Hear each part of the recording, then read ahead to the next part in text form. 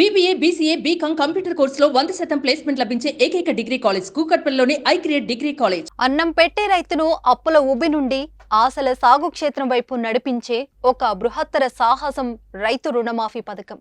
నాడు మన్మోహన్ సింగ్ సారథ్యంలో దేశ రైతాంగానికైనా, నేడు ప్రజాప్రభుత్వం పాలనలో రాష్ట్ర రైతాంగానికైనా ఎంత కష్టమైనా, ఎంత భారమైనా ఏకకాలంలో రుణమాఫీ చేస్తున్న ఘనత కాంగ్రెస్ పార్టీదేనంటూ తెలంగాణ సీఎం రేవంత్ రెడ్డి భావోద్వేగంగా ట్వీట్ చేశారు.